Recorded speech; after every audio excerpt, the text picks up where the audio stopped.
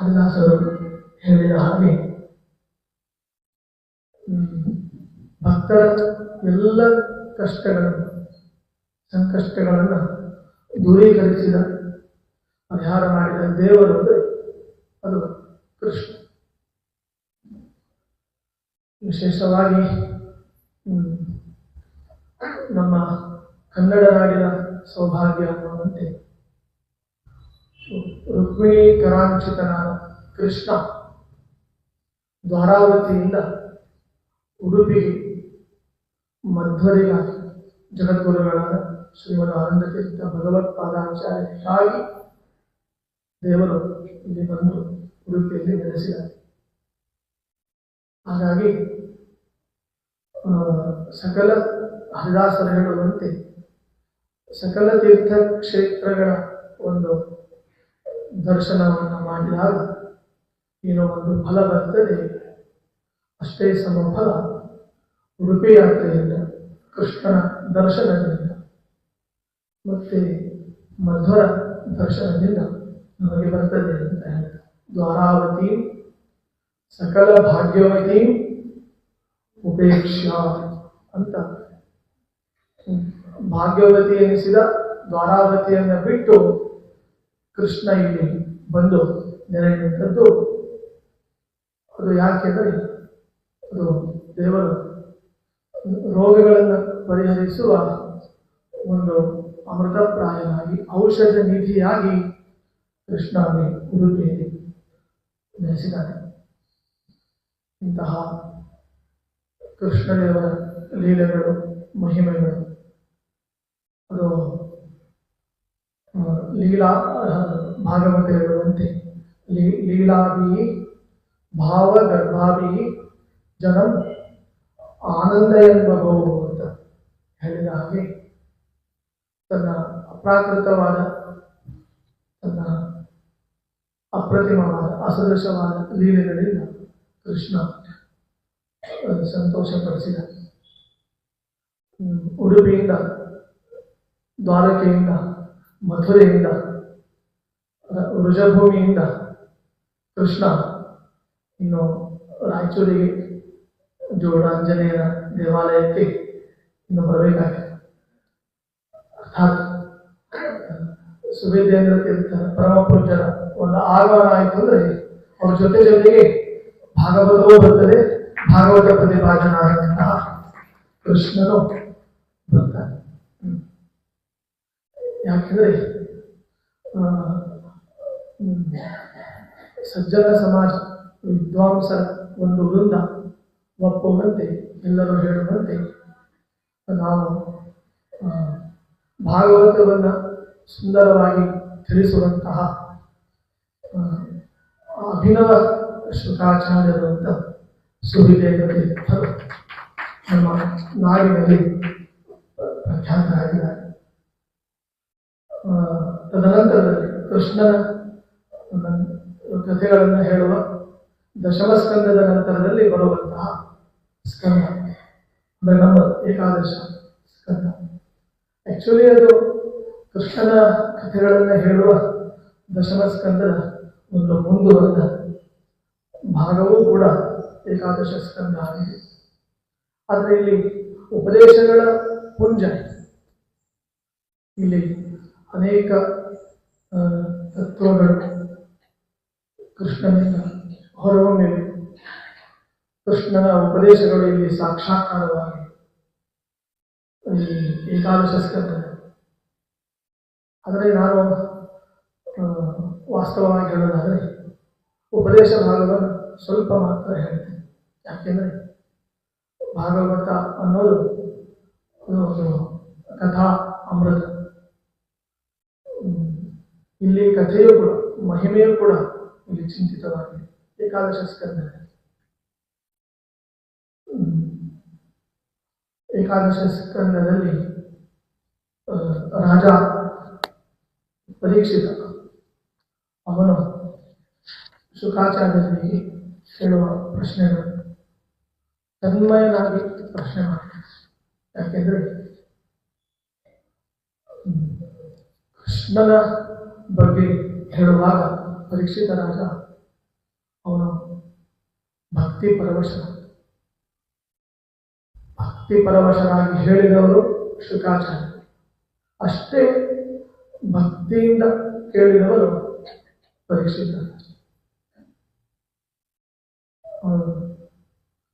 ಕೃಷ್ಣನ ಕಥೆ ಅಂದರೆ, ಕೃಷ್ಣನ ಮಹಿಮೆಗಳು ಅಂದರೆ ಅದು ಭಕ್ತ್ಯುದ್ರೇಕವಾಗುವಂತಹ.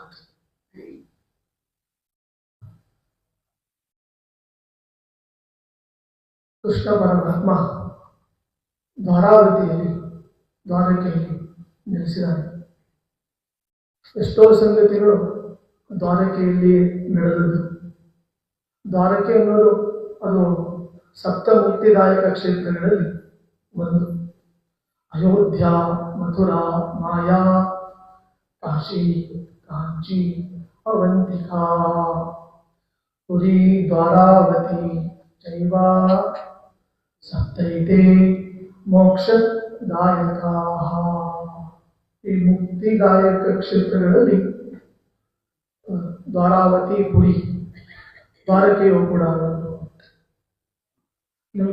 ನಮಗೆಲ್ಲ ಖುಷಿಯ ಸಂಗತಿ ಅಂದರೆ, ನಿತ್ಯ ನಾವು ಪೂಜೆ ಮಾಡುವ ಚಕ್ರಾಂಕಿತಗಳ ಒಂದು ಉಗಮವಾಗೋದು, ಚಕ್ರಾಂಕಿತಗಳು ತಯಾರಾಗೋದು ಅದು ದ್ವಾರಕೆಯ ಸಮುದ್ರ.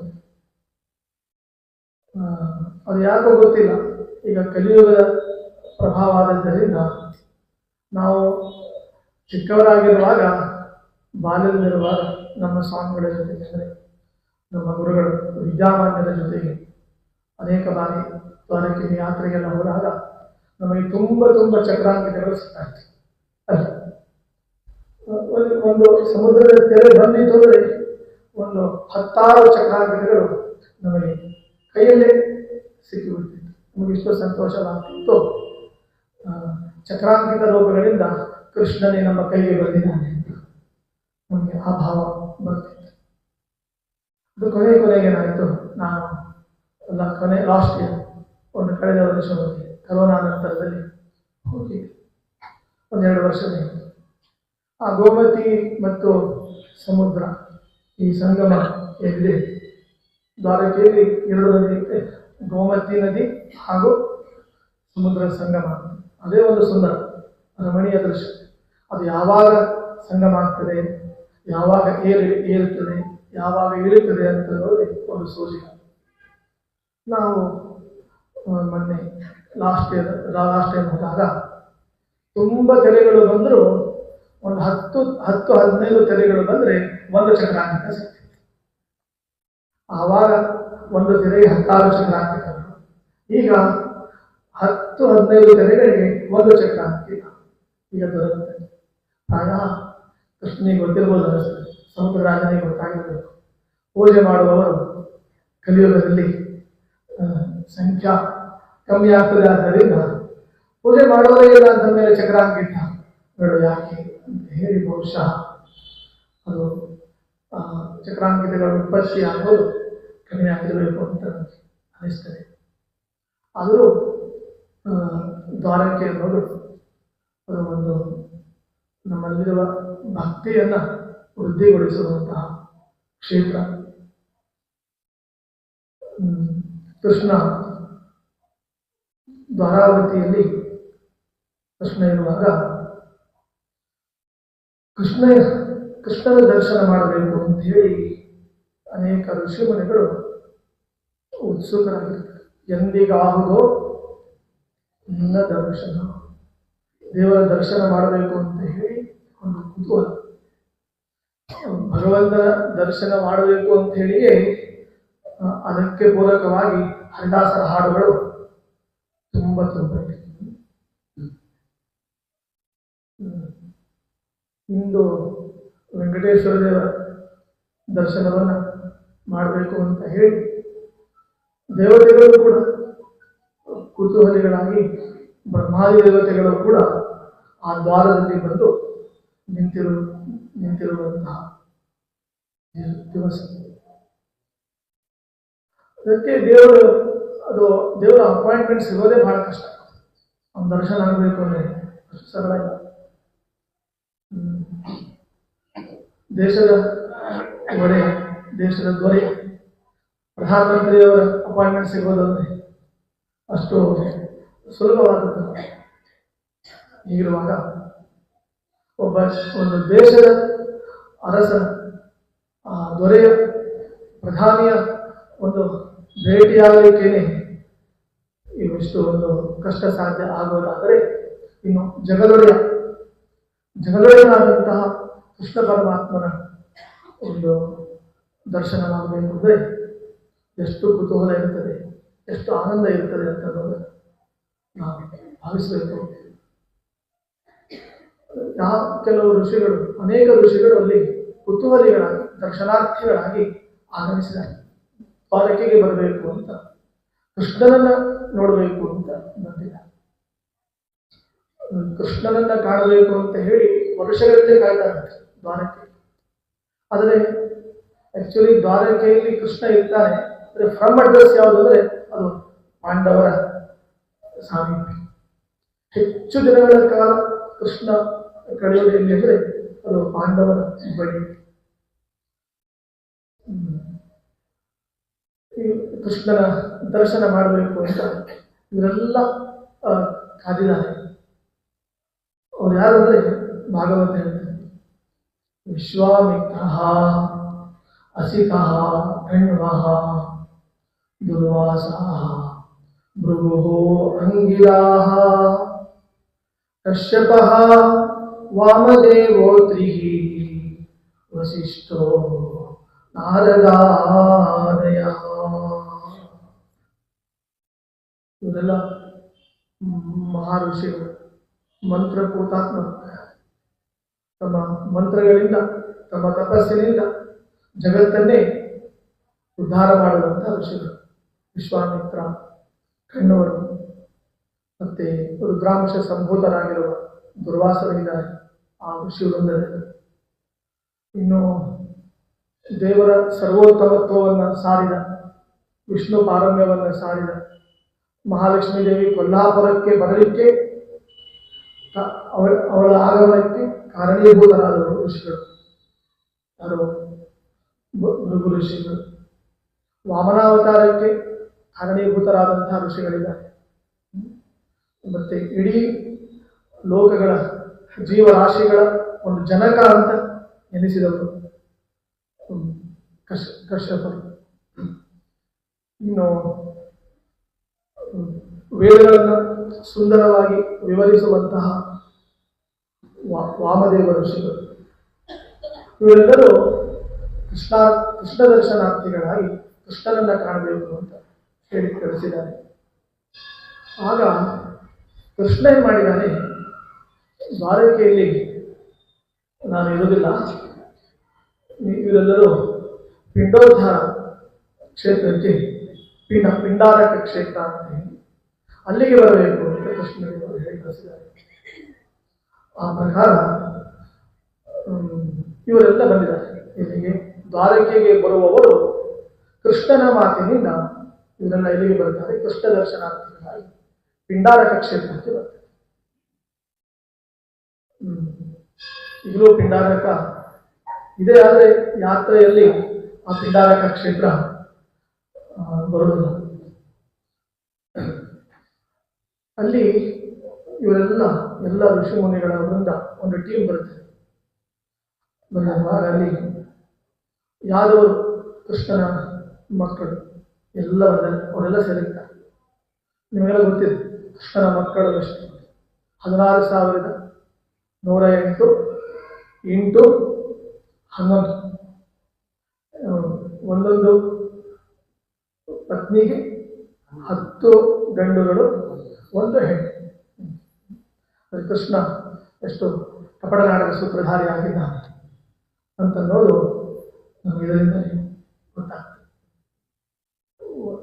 ಗಂಡಿನ ಸಂಖ್ಯೆಗಳು ಹೆಚ್ಚು, ಕನ್ಯಾ ಸಂಖ್ಯೆ 1. ಪ್ರಾಯ ವರದಕ್ಷಿಣೆಯನ್ನ ತೆಗೆದುಕೊಂಡವರಲ್ಲಿ ನಂಬರ್ 1 ಕೃಷ್ಣ ಆಗಬೇಕು. ಯಾಕೆಂದ್ರೆ ಅಷ್ಟು 10 ಗಂಡುಗಳು, 10 ಪುತ್ರರು, ದಶಪುತ್ರರು ಕೃಷ್ಣನಿಗೆ, ಒಂದೊಂದು ಕನ್ಯಾ ಅಂತ ಹೇಳ್ತಾರೆ. ಅದರಲ್ಲಿ ಯದುನಂದನ ಕುಮಾರ ಕ್ರೀಡಂತಹ ಆ ಏನು ಯಾದವರು ಕೃಷ್ಣನ ಮಕ್ಕಳು ಅವರೆಲ್ಲ ಅಲ್ಲಿಗೆ ಬಂದಿದ್ದಾರೆ. ಅದರಲ್ಲಿ ಒಬ್ಬ ಸಾಂಬ ಸಾಂಬ ಯಾರು ಅಂದರೆ ಜಾಂಬವತಿಯ ಸುತ. ಜಾಂಬವತಿ ಅವಳು ಯಾರು ಅಂದರೆ ಆ್ಯಕ್ಚುಲಿ ಅವಳ ಹೆಸರು ರೋಹಿಣಿ ಅಂತ ಅವಳ ಹೆಸರು. ಆಚಾರ್ಯರು ತಾತ್ಪರ್ಯಗಳನ್ನು ಹೇಳ್ತಾರೆ.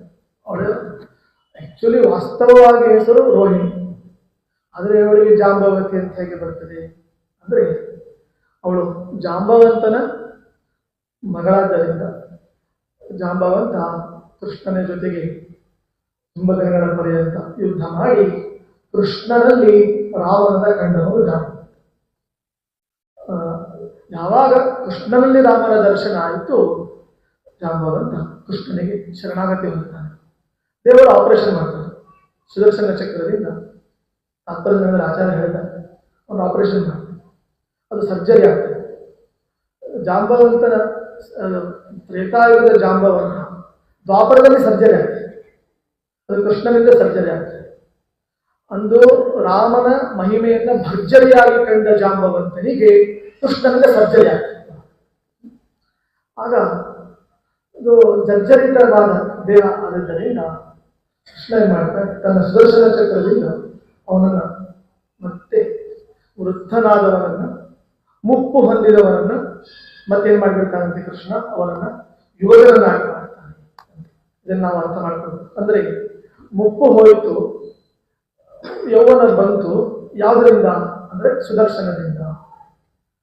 ಅದನ್ನು ನಾವು ಅರ್ಥ ಮಾಡಿಕೊಂಡ್ರೆ ನಮ್ಮ ಮನಸ್ಸಿನ ಮುಪ್ಪು, ಹೃದಯದ ವೃದ್ಧಾಪ್ಯ ಹೊರಟು ಹೋಗ್ತದೆ, ಮತ್ತೆ ವಾಪಸ್ ಯೌವನ ಬರ್ತದೆ. ಅದು ಯಾವುದರಿಂದ ಅಂದ್ರೆ ಸುದರ್ಶನದಿಂದ, ಮಧ್ವರ ದರ್ಶನದಿಂದ, ಅದು ಭಾಗವತ ದರ್ಶನದಿಂದ ಮತ್ತೆ ಹೊರಟು ಹೋಗಿರುವಂತಹ ವೃದ್ಧಾಪ್ಯ ನಮಗೆ ವಾಪಸ್ ಬರುತ್ತೆ.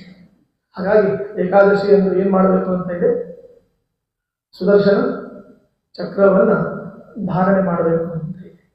ಈಗ ನಮಗೆ ಒಂದು ಒಳ್ಳೆ ಮೆಡಿಸಿನ್ ಸಿಕ್ಕಿತ್ತು, ಏನು ಔಷಧ, ಎಲ್ರಿಗೂ ಅದೇ ಅಪೇಕ್ಷೆ, ಅಭಿಪ್ಸ, ಇಚ್ಛೆ. ಏನು, ನಮ್ಮೊಳಗಿರುವ ಮುಪ್ಪು ಹೊರಟು ಹೋಗಬೇಕು, ತಾರುಣ್ಯ ಬರಬೇಕು. ತುಂಬ ಡಾಕ್ಟರ್ಸ್ ಎಲ್ಲ ಹೋಗ್ತಾರೆ, ಅಲೋಪತಿ ಅಂತ ಹೋಗ್ತಾರೆ, ಹೋಮಿಯೋಪತಿ ಅಂತ ಹೋಗ್ತಾರೆ, ಕೆಲವರು ಚವನಪ್ರಾಶ ಅಂತ ತಗೊಳ್ತಾರೆ. ಅದು ಮುಪ್ಪು ಹೋಗೋದೇ ಇಲ್ಲ, ಅದು ಮತ್ತಷ್ಟು ಮುಪ್ಪು ಹೆಚ್ಚಾಗಬೇಕು. ಅದಕ್ಕೆ ಇವತ್ತೊಂದು ಮೆಡಿಸಿನ್ ನಮಗೆ ಸಿಕ್ಕಿದ್ದೇನು ಅಂದರೆ ಮತ್ತೆ ಯಾವುದಲ್ಲ, ಅದು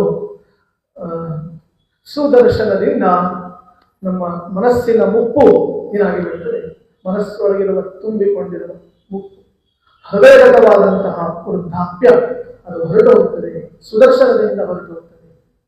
ಸುದರ್ಶನ ಅಂದರೆ ಸುಷ್ಟು ದರ್ಶನಂ, ಯಾವುದರಿಂದ ದರ್ಶನವು ಜ್ಞಾನ ಚೆನ್ನಾಗಿ ಆಗ್ತದೋ, ಯಾವುದರಿಂದ ಉತ್ತಮವಾದ ಜ್ಞಾನ ನಮಗೆ ಬರ್ತದೋ ಅದು ಏನು ಅಂತ ಹೇಳ್ತಾರೆ, ಅದನ್ನ ಸುದರ್ಶನ ಅಂತ ಹೇಳಿದ್ದಾರೆ. ಅದಕ್ಕೆ ಮಧ್ವಾಚಾರ್ಯರ ಗ್ರಂಥಗಳನ್ನೇ ಸುದರ್ಶನ, ಮಧ್ವವಿಜಯದಲ್ಲಿ ಹೇಳಿದ್ದಾರೆ, ಮಧ್ವರ ಗ್ರಂಥಗಳನ್ನು ಸುದರ್ಶನ ಅಂತ ಹೇಳ್ತಾರೆ. ಅದೇ ಪಾಂಚಜನ್ಯ ಶಂಕ ಅಂತ ಹೇಳಿದ್ದಾರೆ, ಅದೇ ಕೌಮೋದಕೀಗಳ ಅಂತ ಹೇಳಿದ್ದಾರೆ. ಅಂದ್ರೆ ಮಧ್ವರು ಅಂದ್ರೆ ಅಭಿನವ ನರಸಿಂಹದೇವರು ಅಂತ ಅಲ್ಲಿ ನಾರಾಯಣ ಪಂಡಿತಾಚಾರ್ಯರು ವರ್ಣನೆ ಮಾಡಿದ್ದಾರೆ. ಹಾಗೆ ಇಂತಹ ಜಾಂಬವಂತ ಜಾಂಬವತಿಯನ್ನು ಕೊಡ್ತಾರೆ ಕೃಷ್ಣನಿಗೆ. ಕನ್ಯಾ ಮಣಿಯನ್ನು, ಕನ್ಯಾ ಅಂದರೆ ರತ್ನ, ಕನ್ಯಾ ಮಣಿಯನ್ನು ಕೊಟ್ಟ. ಅದು ವಾಸ್ತವವಾಗಿ ಬಂದಿದ್ದು ಯಾವುದ್ರ ಸಲುವಾಗಿ ಅಂದರೆ ರೀಸನ್ ಏನು ಅಂದರೆ ಸಮಂತಕ ಮಣಿ.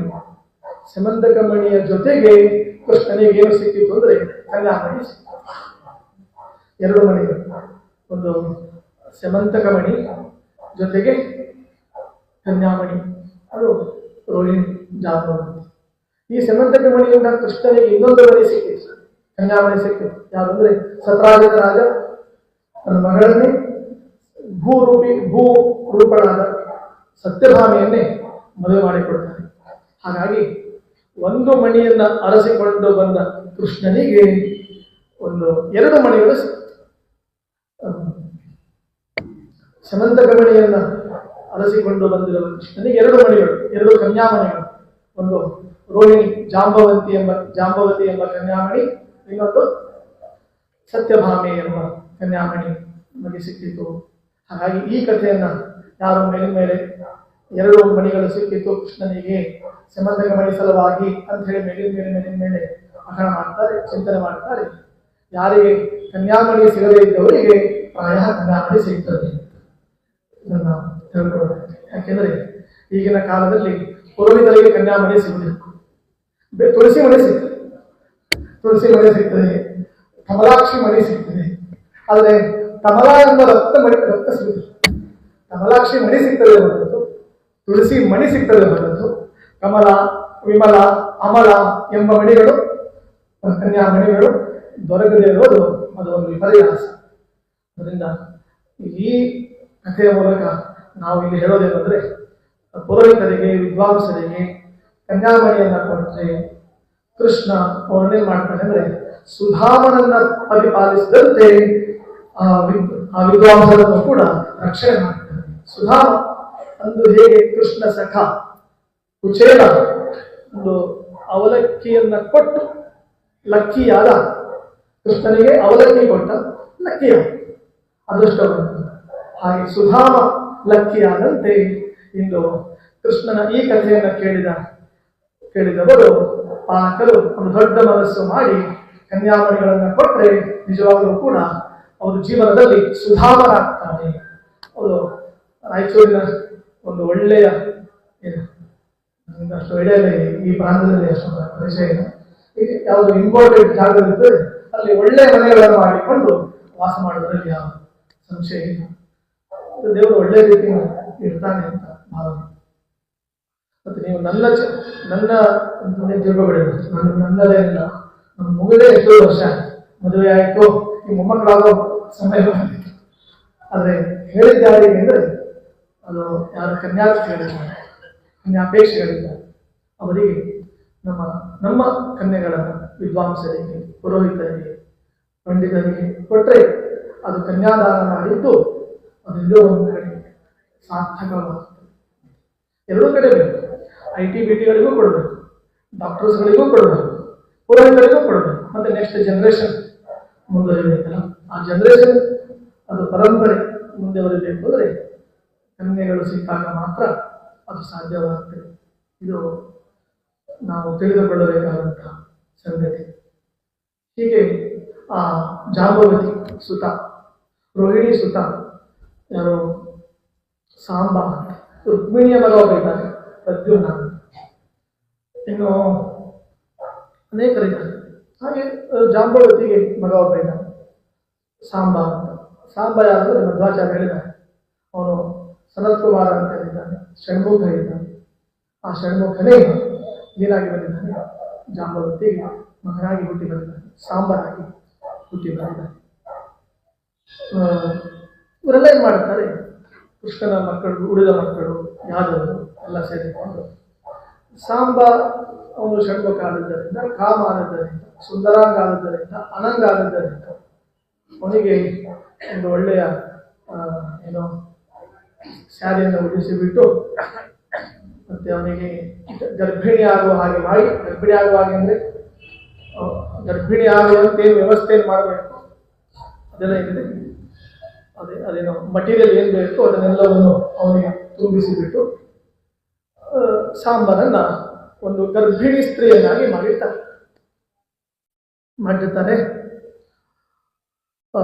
ಆವಾಗ ಆ ಸಾಂಬರನ್ನ ಹುಡುಗಿ, ಮೊದಲಿಗೆ ಚಂದದ ಹುಡುಗಿಯರು, ಮೊದಲಿಗೆ ಕಾಮ, ಸುಂದರಾಂಗ, ಈಗ ಸುಂದರಾಂಗ ಹೋಗಿ ಏನಾದ್ರು ಈಗ ಸುಂದರಾಂಗಿ ಆದರು, ಸೌಂದರ್ಯ ರಾಶಿಯ ಈ ಎಲ್ಲ ಯಾದವರು ಈ ಸಾಂಬನನ್ನ, ಈ ಸ್ತ್ರೀ ವೇಷದ ಸಾಂಬನನ್ನ ಅವರ ಮುಂದೆ ತಂದು ಗರ್ಭಿಣಿಗಳು,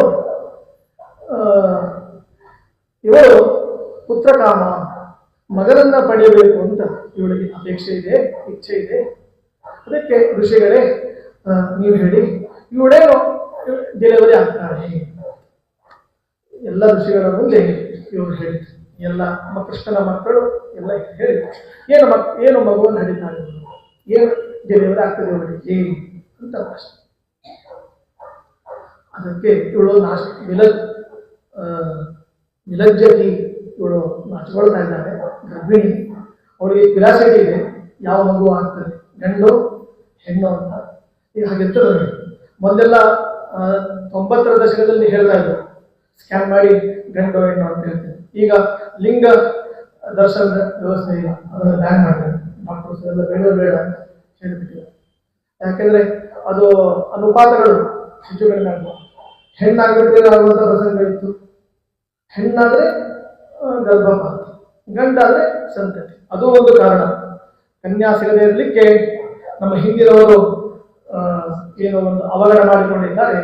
ಈಗ ಕನ್ಯಾಭಾವಕ್ಕೆ ಅವತ್ತಿನ ಅವಘಡವು, ಅಪಘಾತವು ಕೂಡ, ಆಕ್ಸಿಡೆಂಟ್ ಕೂಡ ಇವತ್ತು ಕಾರಣ. ಅದನ್ನು ನಾವು ಅರ್ಥ ಮಾಡ್ತೀವಿ. ಹಾಗಾಗಿ ಡಾಕ್ಟರ್ಸ್ ಬ್ಯಾನ್ ಮಾಡ್ತಾರೆ, ಬೇಡ ಅಂತೆ.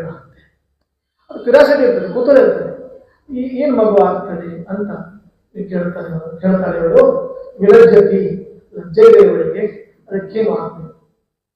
ಅದಕ್ಕೆ ಅವರು ಬಂದವರು ಕೆಲವು ಕಾಂಜಿ ಪಿಂಜಿ ಅಲ್ಲ.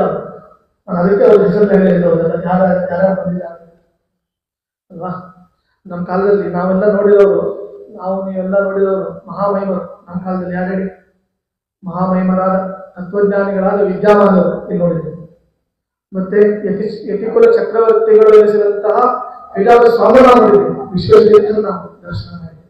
ಅವರ ಸಾಮೀಪ್ಯ ನಮಗೆ ಸಿಕ್ಕಿ. ಅಷ್ಟೇ ಅಲ್ಲ, ಇಲ್ಲಿ ಮೇಲಿಂದ ಮೇಲೆ ಆಗಮಿಸುವ ಯತಿವರ್ಯರು, ಹನುಮಾನ ಶ್ರೀಗಳು, ಹನುಮಾನ ಶ್ರೀಗಳು, ಮತ್ತೆ ಪರಮ ಪೂಜ್ಯರಾಗಿರುವ ತಮ್ಮ ಪ್ರವಚನಗಳಿಂದ ಕ್ರಾಂತಿ ಮಾಡುವ ಸತ್ಯಾರ್ಥ ತೀರ್ಥರು, ಮಂತ್ರಾಲಯ ಸ್ವಾಮಿಗಳು ಎಲ್ಲ ಇಲ್ಲಿ ಬಂದು ಒಂದು ರೀತಿಯಲ್ಲಿ ಅದು ರಾಯಚೂರು ಅಂತ ಯಾಕೆ ಆಗಿದೆ ಅಂದ್ರೆ, ಎಲ್ಲ ಯತಿರಾಯರ ಒಂದು ಜ್ಞಾನದ ಚೂರುಗಳು ಬೆಟ್ಟವಾಗಿ ನಿಂತಿದ್ದರಿಂದ ಇದು ರಾಯಚೂರು ಅಂತ ಇದು ಆಗಿಬಿಟ್ಟಿದೆ. ನಾನು ಬಸ್ಸಲ್ಲಿ ಟ್ರೈನಲ್ಲಿ ಬರುವಾಗ ಅದೇ ಭಾವಿಸ್ಕೊಂಡು ಬರ್ತಾ ಇದ್ದೆ, ಇದು ಚೂರು ಅಂತ ಆಗಿ ಬಂತು. ಏನು ಚೂರು ಸಿಕ್ಕಿತ್ತು ಈ ಮಂದಿಗೆ? ಇಲ್ಲಿರುವ ಜನವಾಸಿಗಳಿಗೆ, ಇಲ್ಲಿರುವ ನಗರ ನಿವಾಸಿಗಳಿಗೆ ಏನು ಚೂರು ಸಿಕ್ಕಿದೆ ಅಂತ ನಾನು ಮನದಲ್ಲಿ ಭಾವಿಸಿಕೊಂಡು ಬರ್ತಾ ಇರುವಾಗ ನನಗೆ ಉತ್ತರ ಸಿಕ್ಕಿತ್ತು. ಯಾವಾಗ ಸಿಕ್ಕಿತ್ತು ಅಂದ್ರೆ, ರಾಯಚೂರಿಗೆ ಬಂದ ಮೇಲೆ ಸಿಕ್ಕಿತ್ತು. ಅಲ್ಲಿಂದ ಸಿಕ್ಕಿದ್ದಿಲ್ಲ, ಅದರಲ್ಲಿ ಹಾಗೆ ಬರ್ತಾ ಇತ್ತು, ಅದು ಬ್ಲಾಂಕ್ ಆಗಿತ್ತು. ರಾಯಚೂರಿಗೆ ಬಂದಾಗ ಸಿಕ್ಕಿತ್ತು, ಉತ್ತರ ಸಿಕ್ಕಿತ್ತು. ಏನ್ ಸಿಕ್ಕಿತ್ತು ಅಂತಂದ್ರೆ, ಇಲ್ಲಿರುವ ಗೋಪಾಲದಾಸರು, ಇಲ್ಲಿರುವ ಜಗನ್ನಾಥದಾಸರು, ಇಲ್ಲಿರುವ ವಿಜಯದಾಸರು ಎಲ್ಲದಕ್ಕಿಂತ ಕಲಶಪ್ರಾಯವಾಗಿ ರಾಘವೇಂದ್ರ ಸ್ವಾಮಿಗಳು ರಾಯಚೂರು ಕಡೆ ಇದ್ದಾರೆ ತಕ್ಷಣ ಫ್ಲಾಶ್ ಆದ ತಕ್ಷಣ ಇವರೆಲ್ಲರ ಒಂದು ಪರಮ ಪವಿತ್ರವಾದ ಸಂಪರ್ಕದಿಂದ, ಈ ಎಲ್ಲ ರಾಯರುಗಳ ಸಮಾಗಮದಿಂದ ಅವರೆಲ್ಲರ ಒಂದು ಸ್ವೀಟ್ಗಳ ಚೂರುಗಳು ಅಲ್ಲಲ್ಲಿ ಇದು ಬಿದ್ದದ್ದರಿಂದ ಇದು ಪತನವಾದದ್ದರಿಂದ ಇದು ರಾಯಚೂರು ಆಗಿದೆ ಅಂತ ನನಗೆ ಸಾಕ್ಷಾತ್ಕಾರ. ನನಗೆ ಸಾಕ್ಷಾತ್ಕಾರ ಇವತ್ತು ಅನೇಕರಿಗೆ ಸಾಕ್ಷಾತ್ಕಾರ ಆಗ್ತಿರ್ತದಂತೆ. ರಾಯಚೂರು ಅಂತ ಹೆಸರು ಬರಲಿಕ್ಕೆ ಯಾಕೆ ಕಾರಣ ಅನ್ನುವ ಸಾಕ್ಷಾತ್ಕಾರ ರಾಯಚೂರು ಭೂಮಿಗೆ ಬಂದಷ್ಟು ನನಗೆ ಇಷ್ಟು ಒಂದು ಶಕ್ತಿ, ದೈವಿಕವಾದಂತಹ ಶಕ್ತಿ ಈ ಭೂಮಿಯಲ್ಲಿ ಇದೆ. ಒಂದೇ ಮಾತಲ್ಲಿ ಹೇಳ್ಬೋದು, ನಾವು ಅನೇಕ ಕಡೆ ಪ್ರವಚನಕ್ಕೆಲ್ಲ ಹೋಗ್ತೇವೆ. ಆದರೆ ಅನೇಕ ಕಡೆ ಪ್ರವಚನಕ್ಕೆ ಹೋದಾಗ ಇನ್ನೂ ಒಂದು ಎನರ್ಜಿ ಇರೋದು ಅಥವಾ ಪವರ್ ಬ್ಯಾಂಕ್ ಯಾವುದು ಅಂತ ಹೇಳೋದಾದ್ರೆ ಬಹುಶಃ ನಾವು ರಾಯಚೂರು ಅಂತ ಮೊದಲು ಹೇಳ್ಬೇಕಾಗ್ತದೆ. ಅನೇಕ ಕಡೆ ಹೋಗುವಾಗ ಜನ ಬರ್ತಾರೆ, ಭಕ್ತರು ಬರ್ತಾರೆ, ಶ್ರೋತೃಗಳು ಬರ್ತಾರೆ. ಆದ್ರೆ ಒಂದು ತೂಕ ಹೆಚ್ಚಾಗ್ತದೆ. ಅದು ರಾಯಚೂರಿಗೆ ಬಂದಾಗ ತುಲಾಭಾರ ಮಾಡಿ ನೋಡಿದಾಗ ಆ ತುಲಾಭಾರ ಅದು ಭಾರವಾಗಲು ಈ ರಾಯಚೂರಿಗೆ ಬಂದಾಗ ಆ ತುಲಾಭಾರದ ವಿಜಯವಾಗ್ತದೆ ಅಂತ ನಾವು ಚಿಂತನೆ ಮಾಡಿ ಭಾವಿಸಬೇಕಾಗ್ತದೆ. ಹೀಗೆ ನಾವು ನೋಡಿದ್ದೇವೆ, ನಾವೆಲ್ಲ ನೋಡಿದ್ವಿ, ವಿದ್ಯಾಮಾನರು ನೋಡಿದ್ದೇವೆ, ಮಹಾಮಹಿಮರನ್ನು ನೋಡಿದ್ದೇವೆ. ಅಂಥವರ ದರ್ಶನ ಒಂದು ಆದಾಗ, ಒಂದು ಖುಷಿ ಆದಾಗ, ಸಂತೋಷವಾದಾಗ, ಇನ್ನು ಇವರು ನಾನು ದುರ್ವಾಸರು, ಭೃಗು ಋಷಿಗಳು, ಕಶ್ಯಪರು ಇವರೆಲ್ಲರ ಆಗಮನಾದಾಗ ಇನ್ನೇನಾಗ್ತದೆ? ಇಂತಹ ಒಂದು ಭಾಗ್ಯ, ದೊಡ್ಡ ಭಾಗ್ಯ. ಅಂಥವರ ಬಳಿಗೆ ಹೋಗಿಬಿಟ್ಟು ಪ್ರಶ್ನೆ ಮಾಡಿದ್ರೆ ಏನ್ ಪಡಿತಾನೆ ಇವನಿಗೇನು ದೇವರೇ ಆಗ್ತದೆ, ಯಾವ ಮಗುವನ್ನ ಪಡಿತಾನೆ ಅಂತ ಪ್ರಶ್ನೆ ಮಾಡಿಬಿಟ್ರೆ ಏನಾಗ್ಬೇಕು ಹೇಳಿ? ಅವ್ರ ಮೊದಲಿಗೆ ಅಲ್ಲಿ ದುರ್ವಾಸರಿದ್ದಾರೆ, ಭೃಗು ಋಷಿಗಳಿದ್ದಾರೆ. ಅವರೆಲ್ಲ ಗೊತ್ತಲ್ಲ, ಅವರೆಲ್ಲ ಯಾರು ಅಂದ್ರೆ ಅವರು ಕೋಪಿಷ್ಠರು. ಅವರು ದುರ್ವಾಸರು ಅಂದ್ರೆ ಕೋಪಿಷ್ಠರು ನಂಬರ್ 1. ಇದು ಕೋಪ ಅಂದ ತಕ್ಷಣ ನಮಗೆ ಮೊದಲು ನೆನಪಾಗೋದು ದುರ್ವಾಸ. ಮನೇಲಿ ಹಾಗೆ ಗಂಡ ಏನಾದರೂ ಅಕಸ್ಮಾತ್ ಶಕ್ತಿನವಾಗಿದ್ದಾದ್ರೆ ನಮ್ಮ ಮನೆಯಲ್ಲಿ ದುರ್ವಾಸ ಇದ್ದಾರೆ ಅಂತ ಹೇಳ್ತಾರೆ. ದುರ್ವಾಸ ಮುನಿಗಳಿದ್ದಾರೆ ಅಂತ ಅಷ್ಟು ಕೋಪಕ್ಕೆ ಹೆಸರಾಗಿದ್ದಾರೆ. ಆದರೆ ಒಂದು ನಾವು ತಿಳ್ಕೊಳ್ಬೇಕು, ನಮ್ಮ ಮನೆಯ ಕೋಪ, ನಮ್ಮ ಗಂಡ ಮಾಡಿದ ಕೋಪ, ಹೆಂಡತಿ ಮಾಡಿದ ಕೋಪ, ಅದು ಯಾವುದೋ ಒಂದು ಸಂಸಾರದ ಕಲಹಕ್ಕೆ ಕಾರಣವಾಗಿದೆ. ಆದರೆ ದುರ್ವಾಸರು ಮಾಡಿಕೊಂಡ ಕೋಪ ಇವತ್ತೇನಾಗಿದೆ, ಇವತ್ತು ನಮ್ಮ ಇಡೀ ಯತಿ ಪರಂಪರೆ ಬರಲಿಕ್ಕೆ ಅವರ ಕೋಪ ಕಾರಣ. ಯತಿ ಪರಂಪರೆಗೆ ದುರ್ವಾಸರ ಕೋಪ ಕಾರಣವಾಯಿತು. ವಿಶ್ವಾಮಿತ್ರರ ಕೋಪ ಅದು ಫೇಮಸ್. ಅದು ವಿಶ್ವಾಮಿತ್ರರ ಕೋಪ ಅದು ಯಾವುದಕ್ಕೆ ಕಾರಣ ಆಯಿತು ಅಂತಂದ್ರೆ, ಮುಂದೆ ಅಪ್ರತಿಮವಾಗಿರುವ ಅಸದೃಶವಾದ ಗಾಯತ್ರಿ ಮಂತ್ರ ಹೊರಹೊಮ್ಮಲಿಕ್ಕೆ ವಿಶ್ವಾಮಿತ್ರರ ಸಾತ್ವಿಕ ಕೋಪ ಅದು ಕಾರಣವಾಯಿತು. ಹಾಗಾಗಿ ಕೋಪವು ಬೇಕು, ಅದು ತಾಮಸವಾಗಿರಬಾರದು. ಏನಾಗಿರ್ಬೇಕು, ಅದು ಸಾತ್ವಿಕವಾಗಿರಬೇಕು. ಈಗ ನೋಡಿ, ಸಾತ್ವಿಕ ತಾಮಸ ಹೇಗೆ ಅಂದ್ರೆ, ಈಗ ಏಕಾದಶಿ ಇದೆ ಇವತ್ತು, ಮನೆಯ ಮಗು ಉಪವಾಸ ಮಾಡುವುದಿಲ್ಲ. ಆ ಟೈಮಲ್ಲಿ ಏನ್ ಮಾಡಬೇಕು, ಉಪವಾಸ ಮಾಡಿಲ್ಲ ಅಂದ್ರೆ ಬಹಳ ಖುಷಿ ಆಯಿತು, ಹೀಗೆ ಹೀಗೆ ಇಟ್ಬಿಡು, ನೀನು 80 ವರ್ಷ ಶಾಂತಿ ಆದ್ಮೇಲೆ ನೀನು ಮುಂದೆ ಉಪವಾಸ ಮಾಡು ಅಂತಂದ್ರೆ ಏನಾಗ್ತದೆ, ಅದು ಅವನಲ್ಲಿ ನಾವೇ ಕಾರಣ. ಅದು ಆದ್ರೆ ಅವಾಗ ಕೋಪ ಬೇಕು. ನೀನು ಏಕಾದಶಿ ಮಾಡಿಲ್ಲ ಅಂತಾದ್ರೆ ನೀನು ನಾಳೆ ದ್ವಾದಶಿ ಊಟ ಇಲ್ಲ ಅಂತ ಕೋಪ ಮಾಡಿಕೊಂಡ್ರೆ, ಆ ಮಗುವಿನ ಮೇಲೆ ಅಂದ್ರೆ ಯೋಗ್ಯತೆ ಬಂದಾಗ ಆ ಮಗುವಿನ ಮೇಲೆ ಸಾತ್ವಿಕ ಕೋಪವನ್ನು ಮಾಡಿಕೊಂಡ್ರೆ, ಆ ಸಾತ್ವಿಕ ಕೋಪ ನಮಗೇನಾಗ್ತದೆ, ನಮ್ಮ ಪುಣ್ಯಕ್ಕೆ ಕಾರಣ. ಹಾಗಾಗಿ ಮನೆಯಲ್ಲಿ ಕೋಪವೇ ಬೇಕು. ಆದರೆ ಎಂಥ ಕೋಪ ಬೇಕದು, ಸಾತ್ವಿಕವಾಗಿರುವ ಕೋಪ ಬೇಕು ಅಂತ ಹೇಳ್ತಾರೆ. ಈ ವಿಷಯದಲ್ಲಿ ಸಾತ್ವಿಕವಾದ ಸಿಕ್ಕಾಪಟ್ಟೆ ಕೋಪ ಯಾರಿಗೆ ಇತ್ತಂದ್ರೆ ನಮ್ಮ ಸತ್ಯಧ್ಯಾನ ತೀರ್ಥರಿಗೆ ಮೇಲಿನ ಮೇಲೆ ಸಾತ್ವಿಕ ಕೋಪವನ್ನು ಮಾಡಿಕೊಂಡಿದ್ದರಿಂದಲೇ ಇವತ್ತು ಸಾವಿರಾರು ವಿದ್ವಾಂಸರು ಅವರ ಮುಖದಿಂದ ಹೊರಹೊಮ್ಮಿದರು. ಹಾಗಾಗಿ ಆಸೇತೋ ಆತುಷಾರಾದ್ರೇ ಯೋಗಿಶೋ ಜಿತವಾನ್ ಸತ್ಯಧ್ಯಾನ ಗುರು ಪಾತೋ ಯತೀಂದ್ರೈರಪಿ ಪೂಜಿತಃ. ಆ ಸತ್ಯಧ್ಯಾನಗಳು ಮಾಡಿಕೊಂಡ ಕೋಪ ಏನಾಯ್ತು ಗೊತ್ತಲ್ಲ, ಭಾಷೆಯಲ್ಲಿ ಹೆಂಗಿರ್ತದೆ ಅಂತ. ಏನೋ ಅಂದ್ಬಿಟ್ರೆ ಮೊದಲು ಅಲ್ಲೇ ಹೀಗೆ ಅವರು ಮಾಡಿದ ಕೋಪ ಇವತ್ತು ಸಾವಿರಾರು ವಿದ್ವಾಂಸರಿಗೆ, ಲಕ್ಷಾವಧಿ ವಿದ್ವಾಂಸರಿಗೆ ಅದು ಆ ಕೋಪ ಕಾರಣವಾಗಿದೆ. ನಮಗೊಂದು ಖುಷಿ, ನಮಗೊಂದು ಹೆಮ್ಮೆ, ಸತ್ಯಧ್ಯಾನ ತೀರ್ಥರ ಪರಂಪರೆಯಲ್ಲಿ ನಾನು ಬಂದಿದ್ದೇನೆ, ಅದು ನನಗೆ ತೋರಿಸುವ ಅದೊಂದು ಖುಷಿ ಇದೆ. ಅವರ ಪೂರ್ವ ಪರ ಒಂದು ಕುಟುಂಬ ಇದೆ, ಪರಿವಾರ ಇದೆ. ಅರ್ಥಾತ್ ನಮ್ಮದು ಕೊರ್ಲಹಳ್ಳಿ ಅಂತ, ಆದರೆ ಸಂಸ್ಕೃತದಲ್ಲಿ ಕಂಠಬಲ್ಲಿ ಅಂತ ಕರೀತಾರೆ. ಸೇತುರಾಮಾಚಾರ್ಯರು ಪೂರ್ವಾಶ್ರಮದಲ್ಲಿದ್ದಾಗ ಕಂಠಬಲ್ಲಿ ಸೇತುರಾಮಾಚಾರ್ಯ ಅಂತ ಸಿಗ್ನೇಚರ್ ಹಾಕಿದ್ದೇವೆ. ಮತ್ತೆ ನಮಗೆ ಶ್ಲೋಕವೂ ಇದೆ ನಮ್ಮದು. ಯಾಕಂದ್ರೆ ರಘುನಾಥಾಚಾರ್ಯರು ನಮ್ಮ ಮೂಲ ಪುರುಷರು, ಅವರು ಸತ್ಯನಾಥರ ಪೂರ್ವಾಶ್ರಮದ ಜಾಮಾತ ಅಡಿಯಾಗಿ ಕೊಟ್ಟು ದ್ವೈತದ್ಯುಮಣಿಯಲ್ಲಿ ಈ ಶ್ಲೋಕ ನಮ್ದು ವಂಶದ ಹೆಸರಿನ ಶ್ಲೋಕ. ದುರ್ವಾದಿನುರಾತಮಾದ್ಯರಿವರನಮನೋದ್ದಾಮ ಪಂಚಾಸ್ಯ ಲೀಲಾಂ ಆತನ್ವನ್ ಮೋದತೀರ್ಥಾಗಮ ಗಹನ ಪಯೋರಾಶಿ ಮಂಥಾಚಲ ಶ್ರೀ ವಿಖ್ಯಾತಃ ಕಂಠಬಲ್ಲಿ ಸ್ಥಳದರ ವಸತಿ ಶ್ರೀರಘೋತ್ತಂ ಸನಾಮಾ ದದ್ಯಾತ್ ವಾಗರ್ಥಬೋಧಂ ಮಮ ಪರಮಗುರು ಗ್ರಂಥಮೇನಂ ವಿಧಾತುಂ. ದ್ವೈತದ್ಯುಮಣಿಯಲ್ಲಿ ಬರುವ ಕಷ್ಟ ಅಂದ್ರೆ ರಘುನಾಥಾಚಾರ್ಯರನ್ನ ನಾವು ಕಂಠದಲ್ಲಿ ರಘುನಾಥಾಚಾರ್ಯರನ್ನ ಸ್ಮರಣೆ ಮಾಡ್ತೇವೆ, ಅವರನ್ನು ನಮಿಸಿಬಿಟ್ಟು ನಾವು ದ್ವೈತದ್ಯುಮಣಿಯನ್ನು ಶುರು ಮಾಡ್ತೇವೆ ಅಂತ ದ್ವೈತದ್ಯುಮಣಿ ಆಚಾರ್ಯರು, ಹುಲಿಗೆ ಆಚಾರ್ಯರು ಆರಂಭ ಮಾಡ್ತಾರೆ ಅಂತ ಒಂದು ಪರಂಪರೆ. ಹಾಗಾಗಿ ಅವರು ಕಂಠಬಲ್ಲಿ ಅಂತೇಳಿ ಹಾಕೊಳ್ತಾ ಇದ್ದಾರೆ. ಹಾಗಾಗಿ ಅವರ ನೆನಪಾಗಬೇಕು ಅಂತ ಹೇಳಿ ನಾನು ಕೂಡ ಕೊರ್ಲಹಳ್ಳಿದ್ರು, ಕನ್ನಡದಲ್ಲಿದ್ದು ಅದರ ಕಂಠಬಲ್ಲಿ ಅಂತ ಮಾಡಿಕೊಂಡಿದ್ದು ಈ ಕಾರಣ. ಅಂದ್ರೆ ಪೂರ್ವದ ಒಂದು ಸ್ಮರಣೆ ಆಗ್ತದೆ, ಅವರ ಸ್ಮರಣೆಯಿಂದ ಪಾಪಗಳು ನಷ್ಟ ಆಗ್ತದೆ, ಪುಣ್ಯಾಭಿವೃದ್ಧಿ ಆಗ್ತದೆ ಅಂತ ಒಂದು ಮಾಡಿಕೊಂಡಿದ್ದು. ಹಾಗಾಗಿ ಈ ಸತ್ಯಧ್ಯಾನ ತೀರ್ಥರ ಕೋಪ ಅದೇನಾಯಿತು, ಆ ಎಲ್ಲ ವಿದ್ವಾಂಸರ ಉಗಮಕ್ಕೆ ಕಾರಣವಾಯಿತು. ಮುಂದೆ ಏನು ಬಿಡುತ್ತದೆ ಅಂತ ಕೇಳಿದರೆ ಹೇಳಿದೇನು, ಜನೈ ಏವಂ ಪ್ರಲಬ್ಧಾ ಮುನಯಃ ತಾನುಚು ಸಹಸಾ ನೃಪಾ ಜನಯಿಷ್ಯತಿ ಓ ಮಂದ ಮುಸಲಂ ಕುಲನಾಶನಂ. ನಿಮಗೆ ಹುಡುತ್ತದೆ, ಇವತ್ತೇ ಡೆಲಿವರಿ ಆಗ್ತದೆ, ಏನಂದ್ರೆ ನಿಮ್ಮನ್ನೆಲ್ಲರನ್ನೂ ಸಂಹಾರ ಮಾಡುವ ಒಂದು ಮುಸಲಾಯುಧ ಹುಡುತ್ತದೆ. ಋಷಿಗಳು ಶಾಪ ಕೊಡ್ತಾರೆ. ಇದೇ ಆ ಶಾಪ ಬರೋದಕ್ಕೆ ಕಾರಣವಾಗ್ತದೆ. ಮುಸಲ ಹುಟ್ಟಿದ್ದು ಅವ್ರಿಗೆ ಆಶ್ಚರ್ಯವಾಗಿಬಿಟ್ಟಿದೆ ಕೃಷ್ಣನ ಮಕ್ಕಳಿಗೆ. ನಾವು ಹೋಗಿ ಅವ್ರ ಮುಂದೆ ನೀನು ಡೆಲಿವರಿ ಆಗಿ ನೋಡಿ, ಇದನ್ನ ತಿಳ್ಕೋಬೇಕು. ದೊಡ್ಡವರ ಮುಂದೆ ಹೋಗಿ ಪರೀಕ್ಷೆ ಮಾಡಿಬಿಟ್ರೆ ಇದೇ ಗತಿ. ಹಾಗೆ ಒಂದು ಅರ್ಥ ಮಾಡ್ಕೊಳ್ಬೇಕು, ನಾವು ದೊಡ್ಡವರನ್ನ ಜ್ಞಾನಿಗಳನ್ನ ಎಂದೂ ಕೂಡ ಏನ್ ಮಾಡಬಾರ್ದು, ಪರೀಕ್ಷೆ ಮಾಡಬಾರ್ದು. ವಿಜಯದಾಸರನ್ನ ಪರೀಕ್ಷೆ ಮಾಡಿದ್ದರಿಂದ ನಮ್ಮ ಜಗನ್ನಾಥದಾಸರಿಗೆ ಏನಾಯಿತು? ಜಗನ್ನಾಥದಾಸರಿಗೆ ಹೊಟ್ಟೆ ನೋವು ಬಂದು ಪೇನ್ ಆಗಿ ತಿರುಪತಿಗೆ ಹೋದ್ರು ಕಡಿಮೆ ಆಗಿಲ್ಲ. ದೇವರು ಹೇಳಿದ, ವೆಂಕಟೇಶ್ವರ ಹೇಳಿದ, ನೀವು ಇಲ್ಲಿ ತಿರುಪತಿ ಉಂಡಿ ತಿಂದ್ರೆ ಕಡಿಮೆ ಆಗೋದಿಲ್ಲ, ನೀವು ಅಲ್ಲಿಗೆ ಹೋಗ್ಬೇಕು. ವಿಜಯದಾಸರ ಹತ್ರ ಅಲ್ಲ, ವಿಜಯದಾಸರ ಶಿಷ್ಯರಿದ್ದಾರೆ. ಮೊಸರು ಕಲ್ಲಿಗೆ ಹೋದ್ರೆ ನಿಮ್ಮ ಒಳಗಿರುವ ಆ ಕಲಗಿದ ಮೊಸರು ಕೆಸರು ಹೊರಟು ಹೋಗ್ತದೆ ಅಂತ ವೆಂಕಟೇಶ್ವರ ಹೇಳಿದ್ದರಿಂದ ಸೀದಾ ಜಗನ್ನಾಥದಾಸರ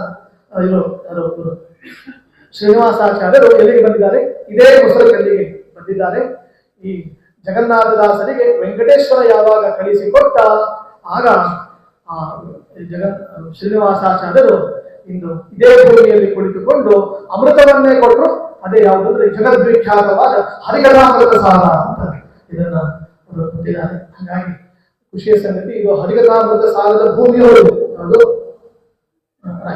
ಹಾಗಾಗಿ ಇಷ್ಟು ಒಂದು ಅದ್ಭುತವಾದ ಶಕ್ತಿ ಇರ್ತದೆ. ದೊಡ್ಡವರನ್ನೇ ಎಂದಿಗೂ ಕೂಡ ಏನ್ ಮಾಡಬಾರ್ದು, ನಾವು ಅವರನ್ನ ಪರೀಕ್ಷೆ ಮಾಡಬಾರದು. ಹೀಗೆ ಮುಂದೇನ್ ಮಾಡಬೇಕು? ಮುಸಲ ಬಂದುಬಿಟ್ಟಿದೆ.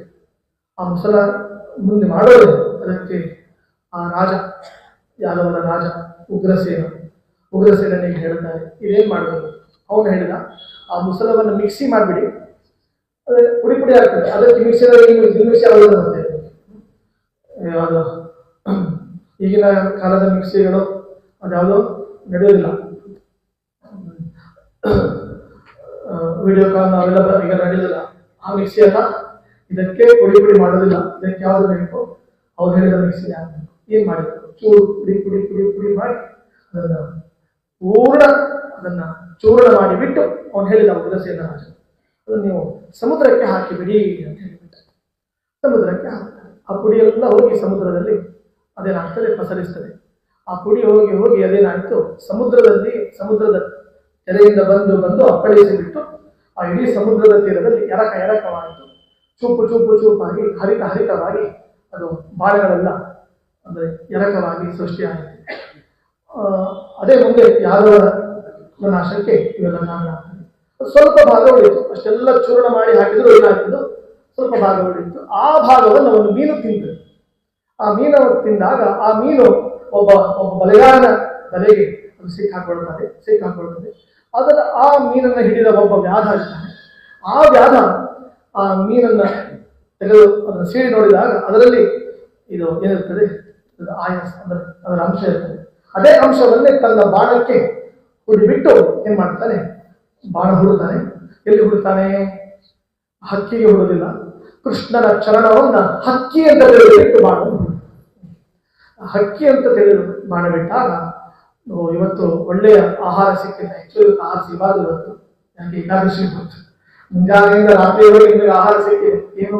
ಭಾಗವತ ಎಂಬ ಸ್ವೀಟ್ ನಿಮಗೆ ಸಿಕ್ಕಿದೆ. ಒಂದೊಂದು ಸ್ಕಂದಗಳು ಸ್ವೀಟ್ ಇದ್ದಾವೆ. ಇವತ್ತು ಸ್ವೀಟ್ಗಳು ಅಂದ್ರೆ ಭಗವಂತನ ನಾಮಗಳು. ಅಚ್ಯುತ ನಾಮದ ಅಕ್ಕಿಯ ಥಳಿಸಿ ಅನಂತ ನಾಮದ ಅನ್ನವ ಮಾಡಿ ತತ್ವಜ್ಞಾನದ ತೌವೆ ಕಲಿಸಿ ಕೃಷ್ಣನೆಂಬೋ ಕಟ್ಟಿನ ಸಾರು ಸರ್ವರ ಸುರಕೊಂಬಂಥ ಹಸಿವೆಯಾಗೇದ ನನಗೊಂದು ಹಸಿವೆಯಾಗೇದ. ಕೇಶವನಾಮದ ಕೋಸಂಬರಿಯು ಕೈವಲ್ಯಂಬೋ ಕಾಯಿಯ ರಸ ನಾನು ನೀನು ಎಂಬೋ ಹಪ್ಪಳ ಸುಟ್ಟು ಕುರು ತಿಂದೆನೆಂಬೋ. ಮಾಧವ ನಾಮದ ಮಂಡಿಗೆ ಮಾಡಿ ಗೋವಿಂದ ನಾಮದ ಗೋಧಿ ಪಾಯಸ ಪುರಂದರ ವಿಠಲನ ಕೂಡಿಕೊಂಡು ಸರದರ ಸರದರ ಸುರ ತುಂಬಂಥ ಹಸಿವೆಯಾಗೇಗ ಏಕಾದಶಿ ಹಸಿವೆಯಾಗೇಗ. ಹೀಗೆ ಏಕಾದಶಿಯಿಂದ ಇಂಥ ಹಸಿವು ನಮಗಾಗಿದೆ, ಇಂಥ ಹಸಿವು ನಮಗಾಗಬೇಕು ಅಂತ ನಾವು ಹೇಳಬೇಕು. ಇದನ್ನ ಹೇಳಿದರು ಹಸಿವನ್ನ ನೀಗಿಸಿದವರು ಬೇರೆ ಯಾರು ಅಲ್ಲ, ಯಂ ಪ್ರವೃಜಂತಂ ಅನುಪೇತಂ ಅಪೇತ ಕೃತ್ಯಂ ದ್ವೈಪಾಯನೋ ವಿರಹ ಕಾತರ ಆಜುಭಾವ ಪುತ್ರ ಇತಿ ತನ್ಮಯತಯಾ ತರವೋಭಿನೇದುಃ ತಂ ಸರ್ವಭೂತ ಹೃದಯಂ ಮುನಿಮಾನತೋಸ್ಮಿ ಮುನಿಮಾನತೋಸ್ಮಿ. ಹೀಗೆ ಹಸಿವನ್ನು ನೀಗಿಸಿದವರು ಶುಕಾಚಾರ್ಯರು. ಏಕಾದಶ ಸ್ಕಂದ ಅದಕ್ಕೆ ಹೇಳಿದ ಮೊದಲೇ ಅದು ತತ್ವಗಳ ಪುಂಜ, ಪ್ರಮೇಯಗಳ ಪುಂಜ. ಅದಕ್ಕೆ ನಾವು ಮೊದಲಿಗೆ ಪ್ರತಿಜ್ಞೆ ಮಾಡಿದ್ದೆ, ಕಥೆಯನ್ನ ಮಾತ್ರ ನಾನು ಹೇಳಿದ್ದೇನೆ ಅಂತ ಹೇಳಿದ್ದೆ. ಕೃಷ್ಣನ ಕಥೆಯನ್ನು ಹೇಳಿದ್ದೇನೆ. ಕೃಷ್ಣ ಕೊನೆಗೆ ಪ್ರಭಾಸ ಕ್ಷೇತ್ರಕ್ಕೆ ಬಂದು ಕುಳಿತು ಅಲ್ಲಿ ಆ ವ್ಯಾಧ ಬೇರೆ ಯಾರೋಲ್ಲ, ಭೃಗು ಋಷಿಗಳು ಅಂತ ಹೇಳ್ತಾರೆ. ಆ ವ್ಯಾಧ ಮುಕ್ತನಾಗ್ತಾನೆ. ಪ್ರವಾಸ ಕ್ಷೇತ್ರದಲ್ಲಿ ಇಂದಿಗೂ ಕೂಡ ಹೇಳ್ತಾರೆ ಕೃಷ್ಣ ದೇವರ ಅಂತರ್ಧಾನ ಆಗ್ತದೆ. ಅಂದು ರಾಮ ಸರಯೂ ನದಿಯಿಂದ ಹೊರಟ, ಕೃಷ್ಣ ಇಂದು ಪ್ರವಾಸದಿಂದ ಕೃಷ್ಣ ಅಂತರ್ಧಾನ. ಆದರೆ ಕಲಿಯುಗದಲ್ಲಿ ಕೃಷ್ಣ ಎಲ್ಲಿ ಇದ್ದಾನೆ ಅಂದ್ರೆ ಎಲ್ಲ ಕಡೆಗೂ ಇದ್ದಾನೆ. ಯಾವ ರೂಪದಿಂದ ಇದ್ದಾನೆ ಅಂದ್ರೆ ಕೃಷ್ಣನೇ ಹೇಳ್ತಾನೆ, ನಾನು ಭಾಗವತ ರೂಪದಿಂದ ಕಲಿಯುಗದಲ್ಲಿ ಇದ್ದೇನೆ ಅಂತ ಕೃಷ್ಣ ಪರಮಾತ್ಮ ಹೇಳಿದ್ದಾನೆ. ಆ ಪ್ರಕಾರ ಭಾಗವತ ರೂಪದಿಂದ ಪ್ರತಿಯೊಬ್ಬರ ಹೃದಯದಲ್ಲಿ ಕೃಷ್ಣ ಇದ್ದಾನೆ ಅಂತ ಹೇಳಿ ಸಮಯ ಮುಗಿಯಿತು. ಕೃಷ್ಣನ ಮಹಿಮೆಯಿಂದ ನಮಗೆ ಅತ್ಯಂತ ಸಂತೋಷವಾಗುವಂತಹದ್ದು ಜನ್ಮ ಉದ್ಧಾರ ಆಗುತ್ತದೆ. ನಾವು ತುಂಬಾ ವರ್ಷಗಳ ಹಿಂದೆ, ಅವಾಗ ಒಂದು 15-20 ವರ್ಷಗಳ ಹಿಂದೆ ಇಲ್ಲಿ ಬಂದಿದ್ದೆ ಪ್ರವಚನ ಮಾಡಿ. ಇವರು ನಮ್ಮ ಇನಾಮದಾರರು ಹೇಳಿದಾಗ ತುಂಬಾ ಹೇಳುವ ರೀತಿಯಿಂದ ಹೇಳಿ, ನಾವು ನಮ್ಮ ಪ್ರಹ್ಲಾದರ ಮನೆಗೆ ಬಂದಾಗ ಒಂದು ಖುಷಿಯಿಂದ ಹೇಳಿ ನನಗೆ ಯಾಕೋ ಬರಬೇಕು ಅಂತ ಅನಿಸಿತು. ಒಂದೇ 45 ನಿಮಿಷದ ಪ್ರವಚನ ಆದರೂ ಕೂಡ ರಾಯಚೂರಿಗೆ ಬಂದ್ರೆ ಅದು ಪವರ್ ಬ್ಯಾಂಕ್ ಆದ್ದರಿಂದ ಸ್ವಲ್ಪ ದಾಸ ಸಾಹಿತ್ಯದ ಒಂದು ಕಿರಣ ಹೆಚ್ಚಾಗ್ತದೆ ಎಂಬ ದೃಷ್ಟಿಯಿಂದ ನಮ್ಮ ಶಕ್ತಿಯನ್ನು ವೃದ್ಧಿ ಮಾಡಿಕೊಳ್ಳಲಿಕ್ಕೆ ನಾವು ಇಲ್ಲಿ ಬರಬೇಕು ಅಂತ ಅಪೇಕ್ಷೆ ಪಡ್ತೇವೆ. ಹಾಗಾಗಿ ಇದು ನಮಗೆ ಸಾರ್ಥಕ ಅಂತ ಅನಿಸಿದೆ. ದೇವರ ಅನುಗ್ರಹ ವಿಶೇಷವಾಗಿರಲಿ ಅಂತ ಹೇಳಿ ಶ್ರೀಕೃಷ್ಣಾರ್ಪಣಮಸ್ತು. ಜಯ ಶ್ರೀ.